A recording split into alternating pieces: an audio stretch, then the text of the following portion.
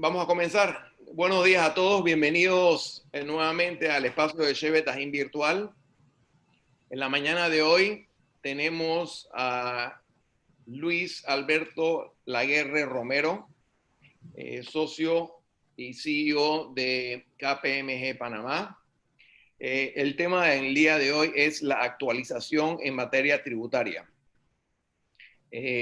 Luis es socio líder de la práctica de impuestos de KPMG en Panamá. Es profesor en la maestría de tributación de la Universidad Especializada del Contador Público Autorizado y es presidente del Club de Leones de Panamá. Luis, sería bueno que al final nos hable un poquito del Club de Leones también. Mucho gusto.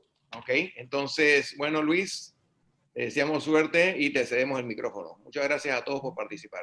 Muchas gracias, Serra, y muchas gracias a todos los que se han podido unir a esta reunión, a esta conferencia. Para mí realmente es un placer y es un honor estar ante ustedes esta mañana para pues, compartir algunas ideas, algunos temas relacionados con la materia tributaria, que pues, es tan importante para el buen funcionamiento de la sociedad y para el buen funcionamiento de las empresas. Tener una adecuada administración de los temas tributarios.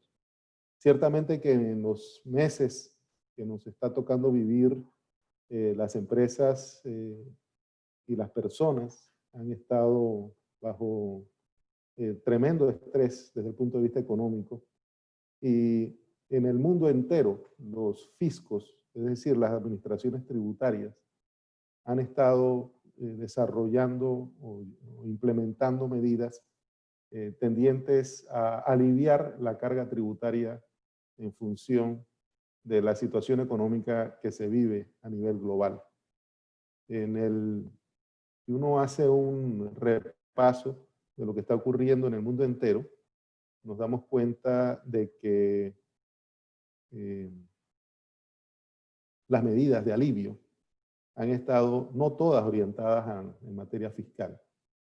Podríamos decir que hay definitivamente países como el caso de Canadá, el caso del Reino Unido, en donde las medidas de alivio han estado directamente relacionadas en procurar mantener hasta donde sea posible la demanda, es decir, protegiendo salarios, subsidiando salarios.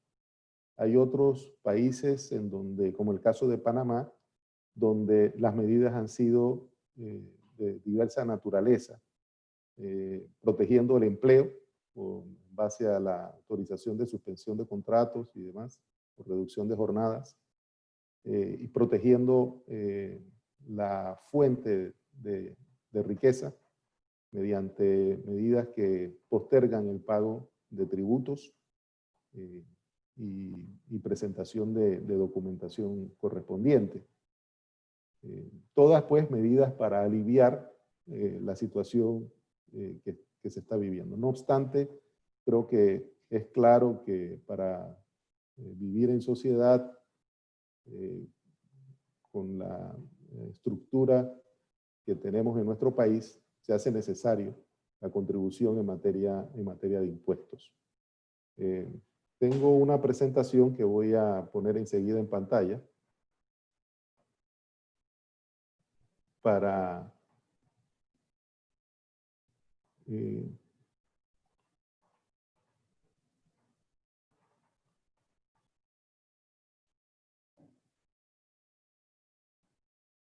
que sirva de base pues, para nuestra conversación esta mañana.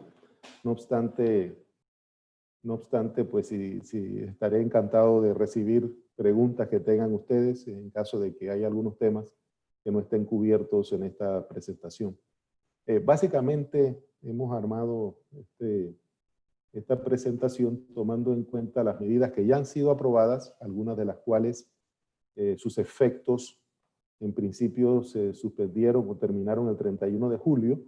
Sin embargo, existen presentados varios proyectos de ley en la Asamblea Nacional que están siendo discutidos en este momento y que pues, van a tener un impacto en los temas fiscales en los meses por seguir.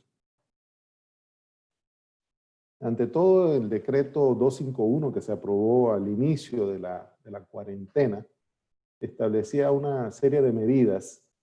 Por ejemplo, una prórroga en el plazo para presentación de declaraciones de renta, una extensión en el plazo para el pago de tributos causados y adeudados durante el periodo de emergencia, la posibilidad de presentación de la solicitud de no aplicación del cálculo alternativo del impuesto sobre la renta de manera electrónica, y la reducción del monto obligado a declarar y pagar en relación al impuesto estimado, y la solicitud de paz y salvo a contribuyentes que presentan morosidad o que presentaban morosidad e inconsistencias en su cuenta corriente.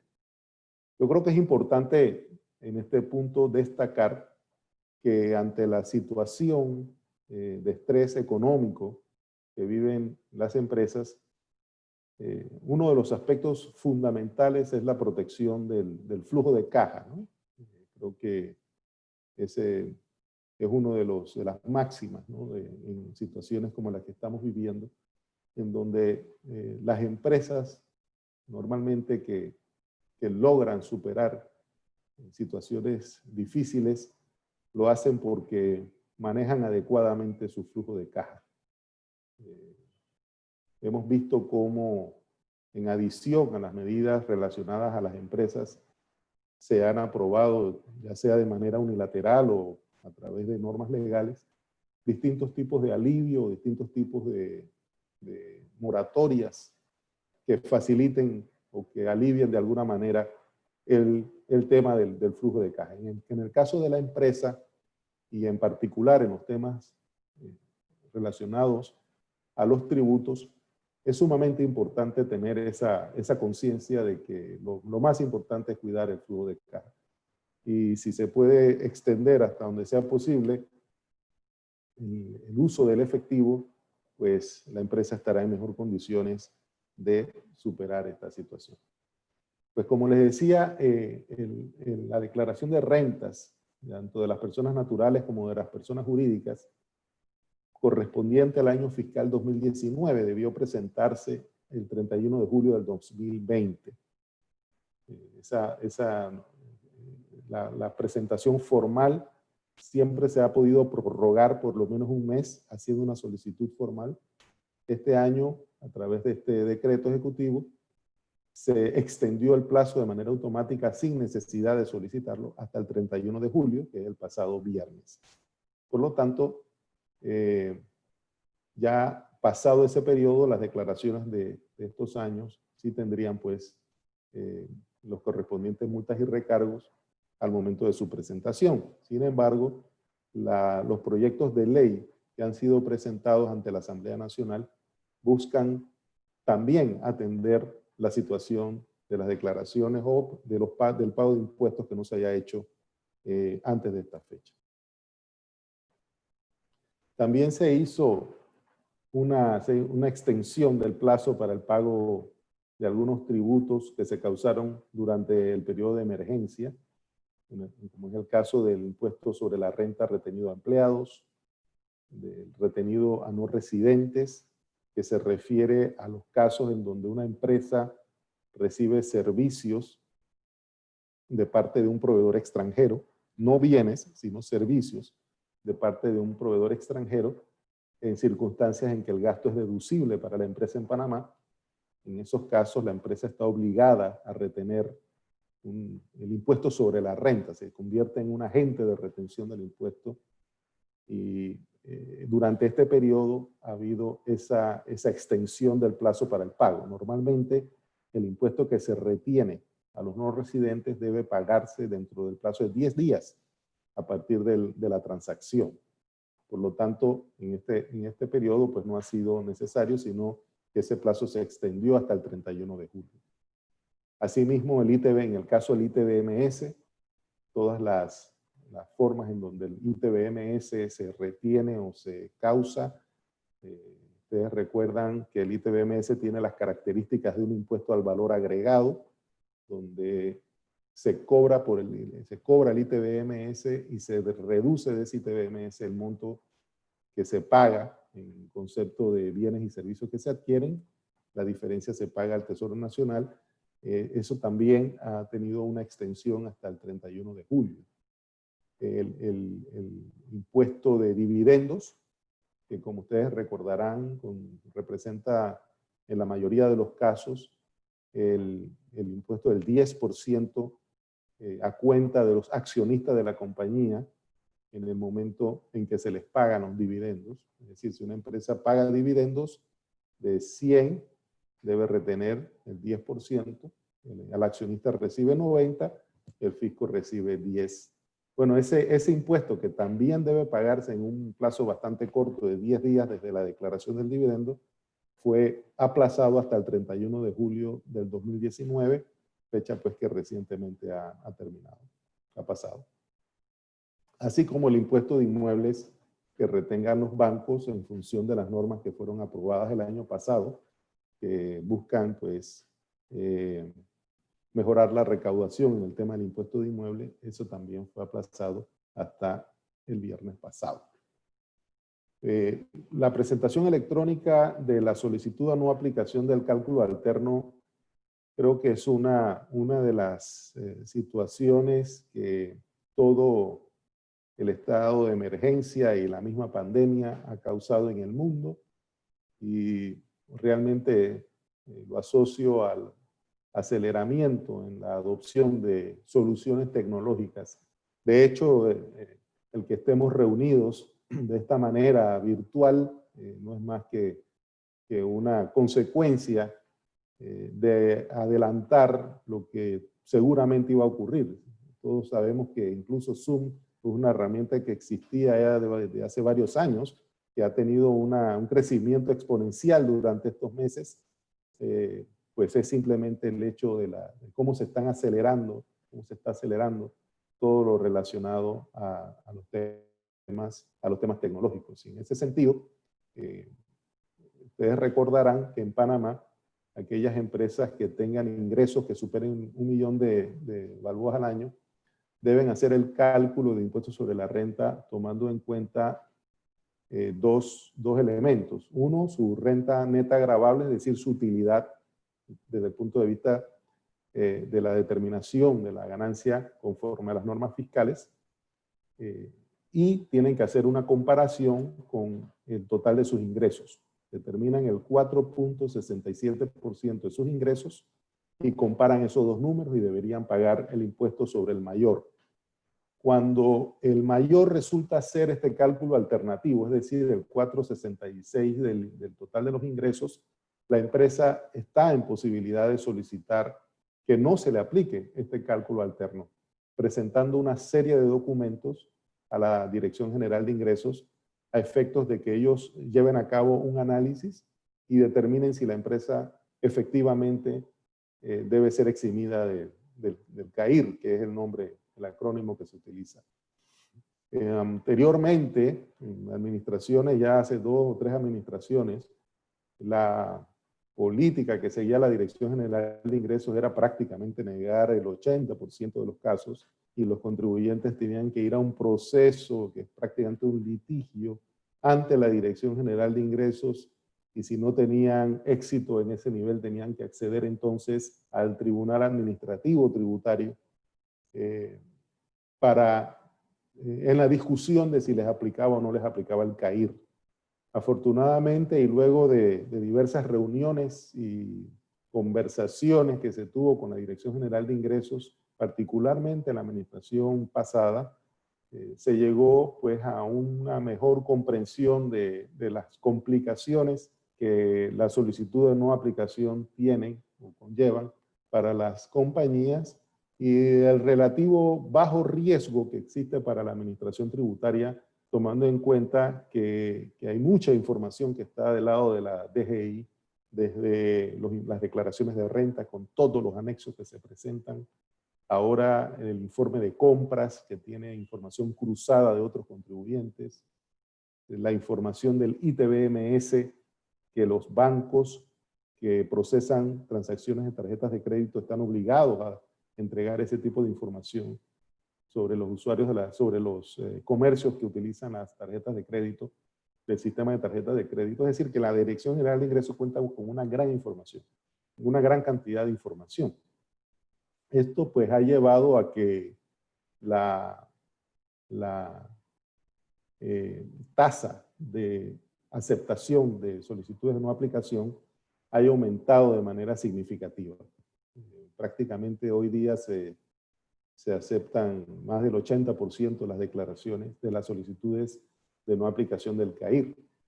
En días pasados se presentó incluso un proyecto de ley que busca eliminar el cálculo alternativo que pues existe como mecanismo de control tributario desde el año 2005.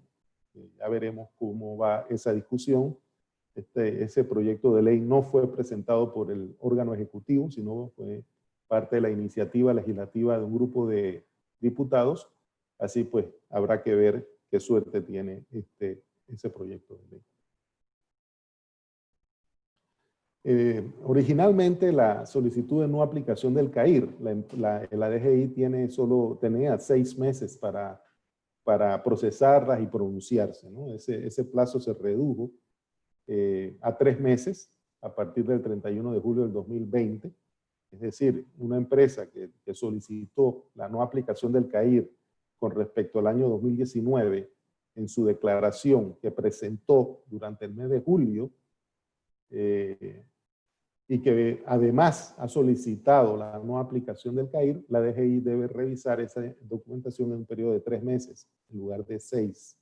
Si pasado ese plazo de 3 meses la DGI no se ha manifestado, se entiende que la aplicación de la solicitud ha sido aprobada. Ese es el mecanismo, ¿no? Se considera que ha sido aprobada y se espera que, dadas las circunstancias en que estamos viviendo, un alto número de solicitudes de no aplicación efectivamente sean aprobadas por la Dirección General de Ingresos.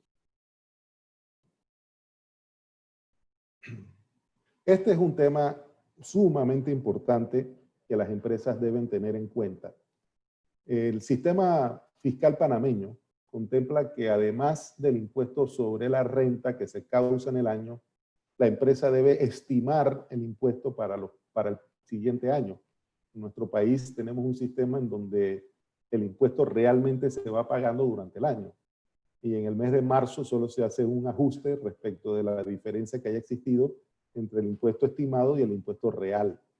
Y el impuesto estimado, según la ley, debe ser al menos la misma cantidad del impuesto que se está pagando en el año correspondiente. Por lo tanto, si una empresa obtuvo ganancias en el año 2019, pagó impuestos, las normas fiscales establecen que la misma cantidad de impuestos debería pagarse durante el año 2020 en 3 partidas. Una parte en junio, otra en septiembre y otra en diciembre.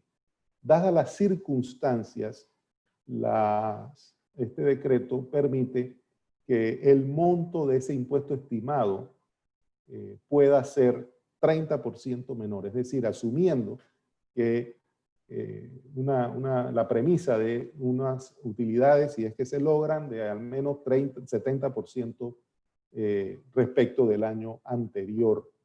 Esto sin que medie una revisión por parte de las autoridades fiscales. Hay casos en donde el impuesto estimado, la situación particular de la empresa es tal que realmente no va a tener ni siquiera el 70% de las utilidades que tuvo el año pasado.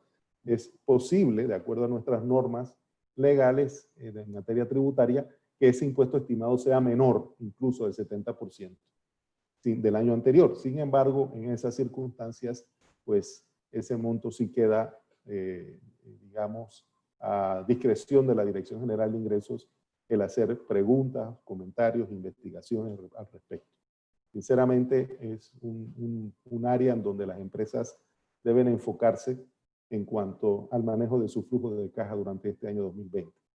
Otro aspecto interesante es que, evidentemente, al haber dado una prórroga para la presentación de la declaración de rentas el 31 de julio, el impuesto estimado que se cause en estas declaraciones debe ser pagado en 2 partidas en lugar de 3, una en septiembre y otra partida en diciembre.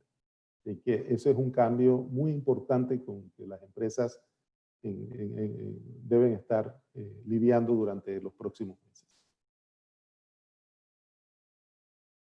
Pues también se autorizó a la Dirección General de Ingresos a emitir paz y salvos refrendados, aunque hubiera morosidad, por un plazo determinado de 120 días. Esto ya ha pasado. Sin embargo, pensé que era importante que ustedes tuvieran conciencia en el caso de que haya trámites que requieran paz y salvo y que no se haya todavía o no se haya podido cumplir todavía con la presentación de declaraciones y demás.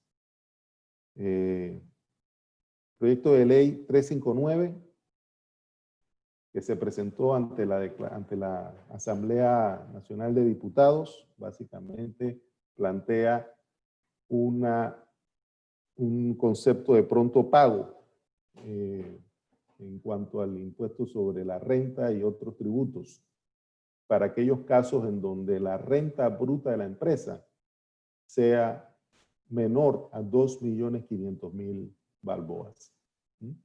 Y en la medida en que los tributos que se causaron entre el 20 de marzo de este año y el 31 de julio, es decir, básicamente las declaraciones correspondientes al periodo 2019, si el impuesto se paga dentro de los 3 meses siguientes a la promulgación de la ley, habrá pues un beneficio de un descuento del 10% sobre el monto a pagar.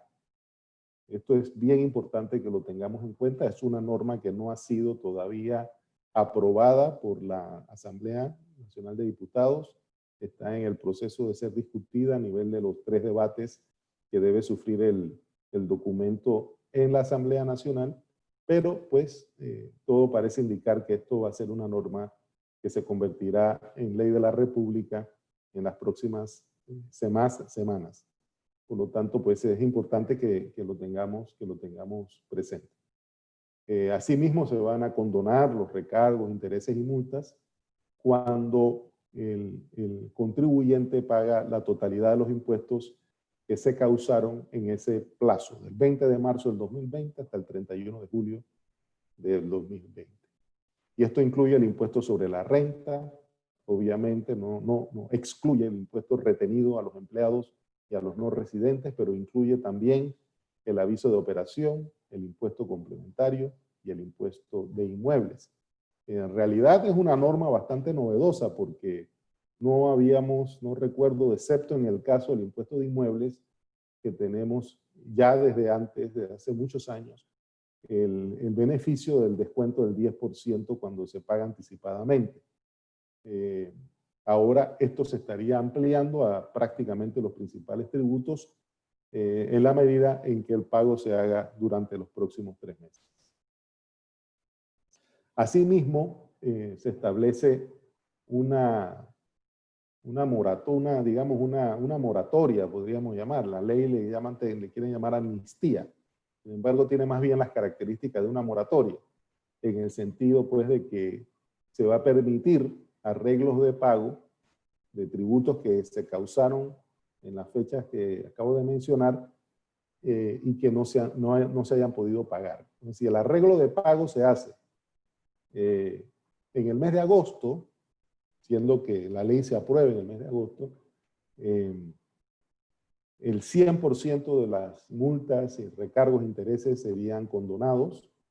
Esos arreglos de pago no pueden exceder del 30 de abril del 2021.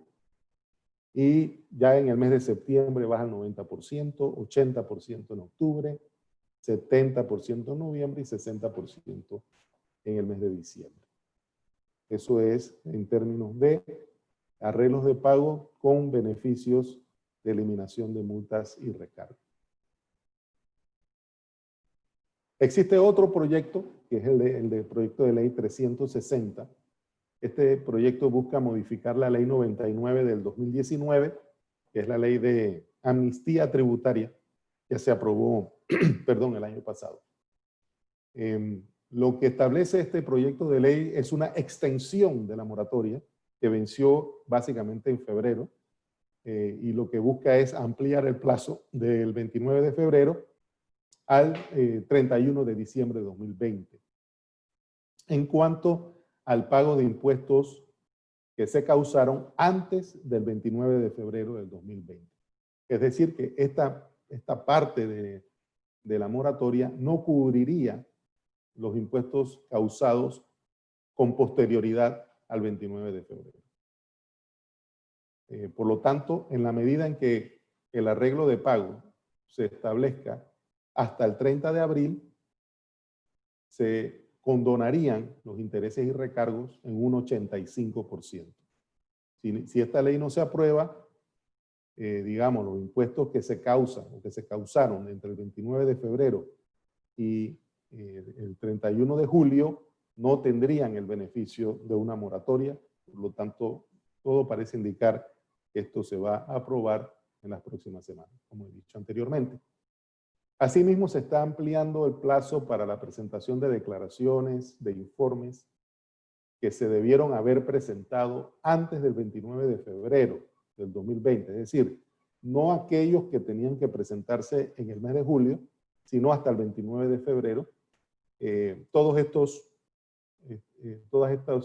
documentos o informes y declaraciones quedan prorrogados automáticamente hasta el 31 de diciembre de 2020. Pero debo recalcar de nuevo que nos estamos refiriendo aquí a informes que debían haber sido presentados antes del 29 de febrero. Aquellos que tenían que haberse presentado con posterioridad, pues sí tendría, digamos, existe allí la situación de recargos por la presentación tardía de esos documentos. Un dato sumamente importante está relacionado en este mismo proyecto de ley, es con el aplazamiento de la entrada en vigor del Código de Procedimiento Tributario. En Panamá, la base legal de los tributos, a partir de la Constitución, de las leyes y de los decretos, están contenidos en su mayoría en el código fiscal. Nosotros no tenemos todavía en vigor amplio un código solamente de temas tributarios, sino que tenemos un código fiscal que toca las rentas y que toca también algunas normas relacionadas con los desembolsos que hace el Estado. Existe ya aprobado una ley que es el Código de Procedimiento Tributario. Sin embargo, por diversas razones, algunas procedimentales, otras de carácter presupuestario, no se ha podido establecer las diferentes oficinas o aparato administrativo, burocrático que establece que establece la ley del Código de Procedimiento Tributario para su adecuada implementación, pues este proyecto de ley procura extender el plazo de entrada en vigor por segunda vez, porque estaba supuesto a entrar en vigor en el año 2019, fue extendido para estaba para entrar en el 2019, se extendió al 2020, ahora se está extendiendo para el 2022. Sin embargo, se está, digamos, activando el vigor, la vigencia de algunos aspectos de la ley del Código de Procedimiento Tributario. Por ejemplo, el concepto de domicilio y residencia fiscal de los contribuyentes, actualizando la situación en donde, aclarando que la residencia fiscal o el domicilio fiscal va a ser aquel que conste en la solicitud de RUC, de Registro Único de Contribuyentes, en el momento en que la empresa se inscribe. En el caso de una empresa extranjera que tenga oficinas en Panamá, esas oficinas van a pasar a ser su residencia fiscal. Hay algunos otros aspectos interesantes que están entrando en vigor, algunos ya están en vigor, particularmente lo relacionado a la penalización de la defraudación fiscal. Ese es un tema del cual se ha hablado bastante desde que fue aprobado, por cuanto pues que tiene unas características que no existían en nuestro país. La defraudación fiscal había sido hasta ahora, en todo caso, una falta de carácter administrativo, no una falta de carácter penal. Ahora la defraudación fiscal ha sido catalogada bajo ciertas circunstancias, particularmente cuando el monto de la falta se determine que es mayor a 300.000 balboas. es susceptible de ser considerada defraudación fiscal en el ámbito penal, lo que implica pues que incluso es un delito precedente, puede ser considerado un delito precedente de blanqueo de capitales. Por lo tanto, los aspectos fiscales, los aspectos tributarios han tomado pues una relevancia mayor dadas estas nuevas obligaciones. Finalmente, pues el anteproyecto de ley 48 de reciente presentación, en donde se propone la eliminación del CAIR para que las empresas solo estén sujetas al impuesto en base a lo que llamamos el método tradicional, que es la renta neta gravable de la empresa. Asimismo, se propone en esta ley que se elimine el cálculo del impuesto estimado para los periodos 20, 21 y 22. Así que, como les digo, este proyecto en particular pues, fue presentado por un grupo de diputados.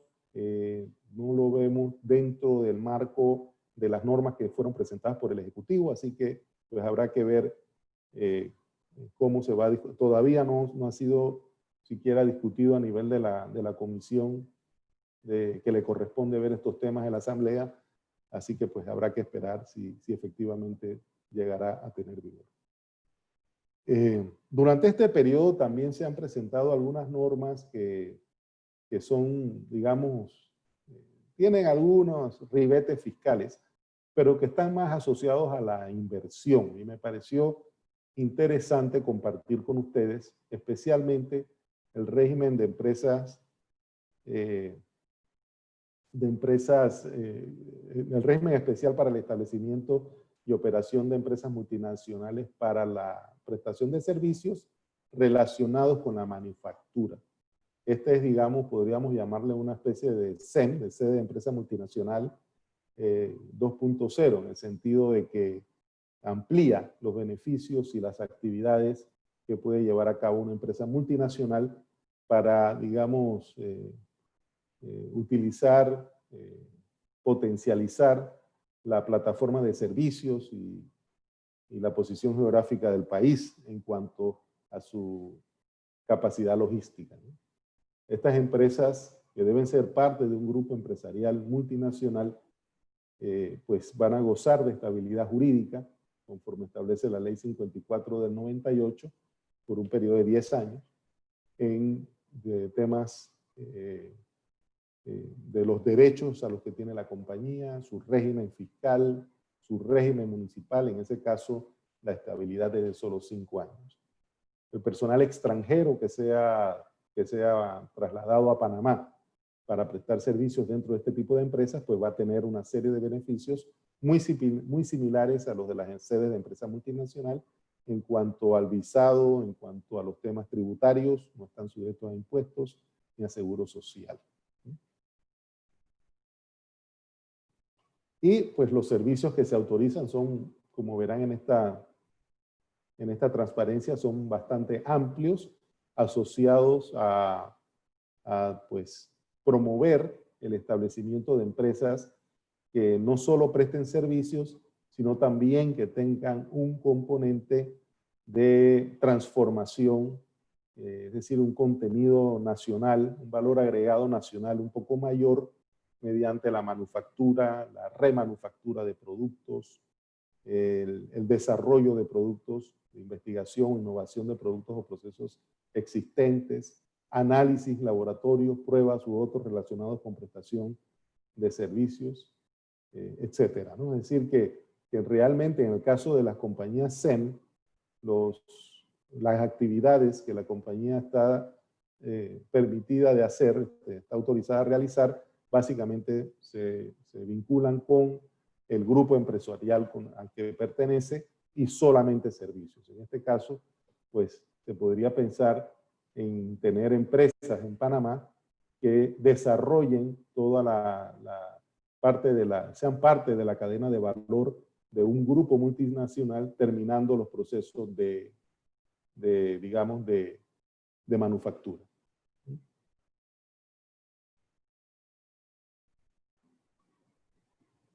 El régimen fiscal, pues hay durante los primeros 5 años la empresa no está sujeta a impuestos sobre la renta.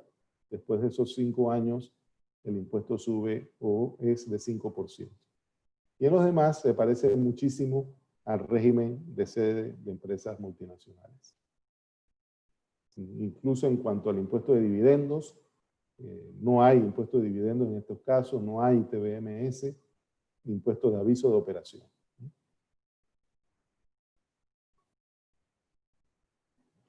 Otro aspecto, y ya con este termino, para atender cualquier pregunta que tengan ustedes a bien realizar, está relacionado con algo pues, que tiene que ver más bien con los compromisos de Panamá a nivel global, particularmente en el capítulo, en el aspecto del intercambio de información. Durante este periodo, precisamente el 7 de julio, fue digamos, firmado el decreto ejecutivo 343 por parte del Ministerio de Economía y Finanzas, en donde se establece las jurisdicciones con las cuales la República de Panamá está en obligación de intercambiar información en materia financiera. Esta es información que se intercambia a través del sistema bancario, utilizando pues mecanismos que a los efectos ha establecido la Dirección General de Ingresos. Se destaca este año la inclusión de la República de Colombia en este listado, siendo pues un socio comercial importante. Panamá es destino de mucha inversión de ese país. Por lo tanto, los bancos en nuestro sistema están ahora obligados a intercambiar información muy precisa, básicamente información relacionada con cuentas mantenidas en nuestro país por residentes fiscales de Colombia. Asimismo, los demás países deberían reportar información sobre cuentas que tengan panameños en el extranjero. Sin embargo, como sabemos, nuestro sistema fiscal es territorial. Por lo tanto, se tiende a pensar que la información que se recibe, si está vinculada a operaciones que una empresa o que una persona realiza fuera de Panamá, pues su impacto no es información tan útil, digamos, para Panamá, pero sí que lo es para los demás países. Y los países con los que Panamá está, digamos, en condiciones de intercambiar información son una gran cantidad. Esta es la lista de los países, de las jurisdicciones reportables para el 2020. Como verán, pues, países de todo el mundo, con los cuales Panamá pues, está en este momento en obligación de intercambiar información.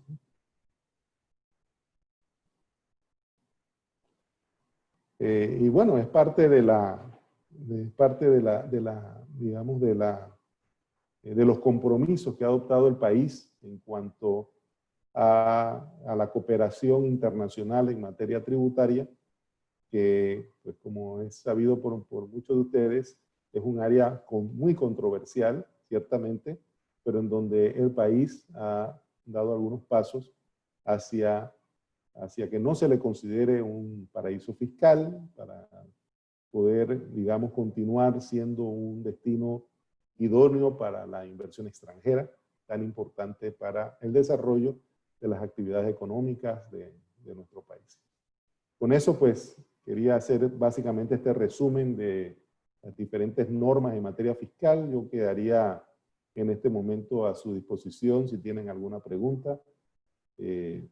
Con mucho gusto procuraré responderla. Luis, 1.000.000 de gracias. Veamos si hay alguna pregunta en el chat. A ver. Sí, déjame leer una pregunta que hicieron. Muchas gracias por su interesante charla. Unas preguntas, por favor. Con respecto al descuento del 10% del impuesto del inmueble, ¿qué es lo que tenemos que hacer para beneficiarnos? Cuando se paga en línea, no hay la opción del descuento. Y si uno ha pagado en enero en años anteriores, este descuento puede ser retroactivo. El tema del pago en línea, en realidad lo que debía hacer, lo que normalmente hace la Dirección General de Ingresos, es que cuando el pago entra al sistema, vamos a suponer la persona, usted pagó el monto completo. El sistema de la Dirección General de Ingresos debe calcular el descuento y ese impuesto pagado de más le va a quedar como un crédito fiscal. Uno podría, digamos, si tengo un impuesto que pagué de más, yo estoy capacitado para solicitar que me lo devuelvan. Sin embargo, dependiendo del monto, dependiendo de diferentes circunstancias, dependiendo de la demora en el proceso de devolución, muchas empresas y muchas personas optan por simplemente utilizar ese pago en exceso como un crédito fiscal para próximos pagos. Lo que le recomiendo es verificar su estado de cuenta. Muchas personas no están conscientes de que pueden establecer una relación directa con la Dirección General de Ingresos, obtener un número de identificación tributaria y acceder a todo su estado de cuenta. Y allí va a percatarse pues, de si efectivamente se mantiene un crédito fiscal a su favor. Excelente, muchas gracias. Veo otra pregunta aquí. Cualquier trámite que no se pudo hacer en estos meses por las restricciones de movilidad, ¿tendrán algún tipo de recargo por declaración tardía? De ahí la dificultad va a estar en el hecho de que ahora las declaraciones de renta prácticamente todas se presentan por vías electrónicas, ¿no? En verdad no hace falta ir a la DGI. La Dirección de Ingresos tiene este sistema, denomina e-tax, en donde el contribuyente pues, puede entregar su declaración de renta de manera electrónica. No hace falta ni siquiera que la presente firmada. Sí debe tenerla firmada en sus archivos. En el evento de una revisión debe contar con la misma. Excelente, muchas gracias, Luis. Bueno, mientras recibimos alguna otra pregunta, ¿por qué no nos cuentas un poquito de la parte benéfica social en el Club de Leones y qué es lo que ha hecho el Club de Leones durante la cuarentena? Muchas gracias. Sí, el Club de Leones de Panamá es una institución que está cumpliendo 85 años este año. Fue fundada por allá por 1935, el segundo club de leones que se fundó en el país. Primero se fundó el club en Colón, en Cristóbal, pero a los pocos meses se fundó el de Panamá. Y ha estado vinculado realmente a actividades importantes en la sociedad panameña. Por ejemplo, ha estado vinculado a la construcción del Hospital del Niño.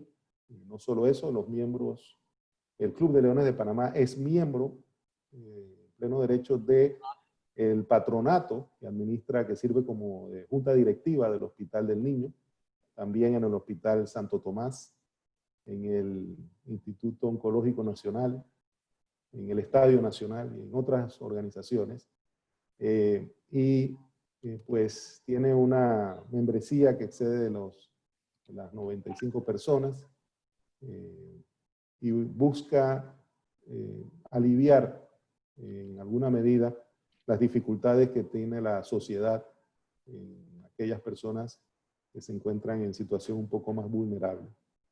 Durante este periodo de emergencia, este tema de la pandemia, estuvimos al principio, en los meses de marzo y abril, pensando en cómo podíamos colaborar, ¿no? Nosotros tenemos una membresía que en rangos de edad, digamos, el promedio son personas que preferimos que se mantengan, como en todos los casos, en casa, pero en ese afán de colaborar, desarrollamos un programa que hemos dado en llamar Garras de Salud, que ha buscado crear y reforzar los equipos de respuesta rápida del Ministerio de Salud en la ciudad de Panamá y en la ciudad de Colón.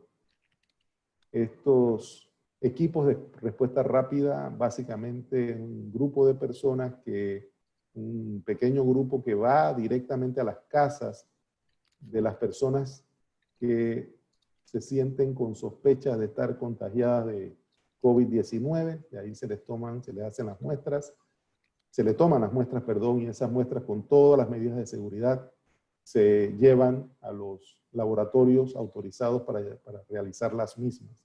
Y tenemos pues una estadística diaria de esta actividad que hemos podido llevar a cabo gracias al apoyo de algunas empresas privadas, Thrifty Car Rental, que nos donó el alquiler del auto, de 2 autos por un periodo. Ahora estamos haciendo algunos pagos, pero siempre reducidos.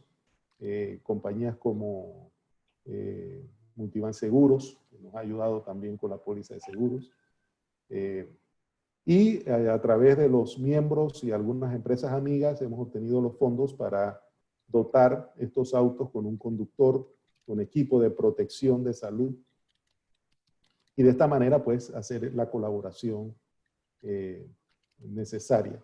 Esto se está, digamos, mutando hacia el concepto de trazabilidad. Ya en la próxima semana, eso de ir a buscar las pruebas va a pasar a ser más bien un proceso de trazabilidad, siendo que el ministerio considera en su estrategia para la lucha contra el COVID que es una tarea en donde está necesitando apoyo. Por lo tanto, el Club de Leones de Panamá va a apoyar de esa manera en el tema de estos autos que tenemos a disposición de estos funcionarios. El leonismo en realidad es un movimiento bastante amplio en nuestro país. Existen más de 70 clubes en todo el país. Hay una asociación nacional de clubes de leones que tal vez ustedes han visto en los medios de comunicación, y a través de la asociación, de la cual obviamente somos nosotros parte, y varios de nuestros miembros son asesores a nivel, nosotros le llamamos gobernación a la autoridad dentro del leonismo, dentro de nuestro país. Son muchos asesores del gobernador que son miembros de nuestro club, y se está trabajando con el Ministerio de Salud en buscar la manera en que el leonismo, no solo del Club de Leones de Panamá, sino en todo lo largo y ancho del país, pueda ser un factor de ayuda a las distintas comunidades que lo están requiriendo.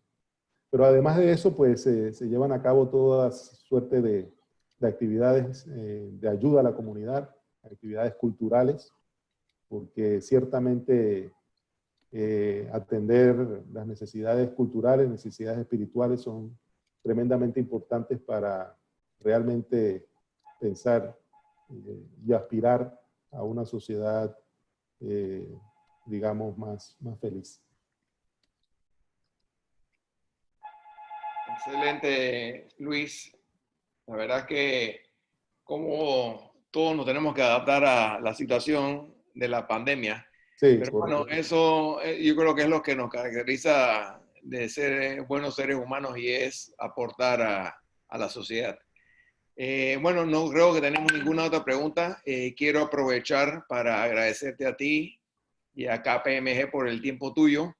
La verdad que ha sido una experiencia bastante educativa en el término de impuestos.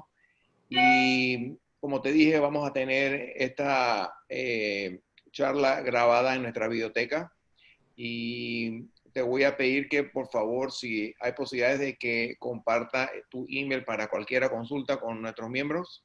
Con mucho gusto. Dejarlo, mi email es muy fácil, es la inicial de mi nombre y mi apellido, @kpmg, pero se los envío formalmente. Perfecto. 1.000.000 de gracias, Luis, y 1.000.000 de gracias a todos los oyentes por el día de hoy. Estamos en contacto. Recuérdense que tenemos actividades en la tarde y en la noche. Muchas gracias a todos. Muchas gracias. Que estén muy bien. Saludos.